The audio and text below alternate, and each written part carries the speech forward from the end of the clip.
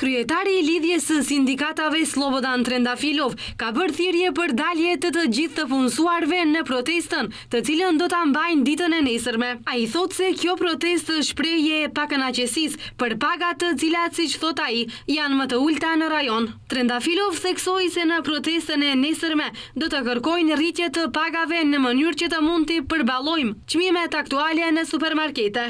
Союзот на синдикатите на Македонија, како сите прави синдикати. Lidhja e sindikatave do të delë në protestë për të kërkuar rritje të pagës minimale në 500 euro dhe rritje të gjitha pagave të tjera për 100 euro për të kërkuar rritje të pagave për të gjithë.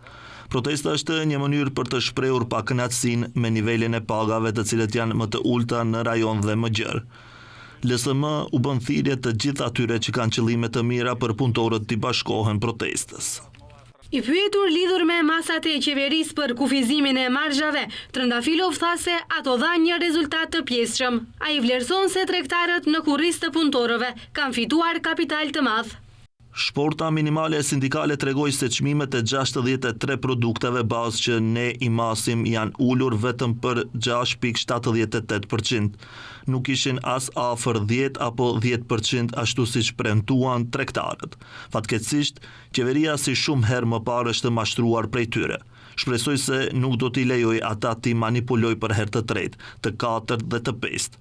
Ne për masat e reja qeveritare do të flasim më 2 maj.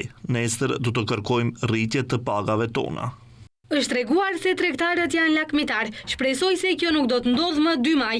Nëse është kështu, ne do të marrim të gjitha masat që kemi në dispozicion dhe që në të kaluarën e kanë inkurajuar qeverinë të marrë masa, të cilat do të zgjasë një periudhë më të gjatë, tha Trendafilov.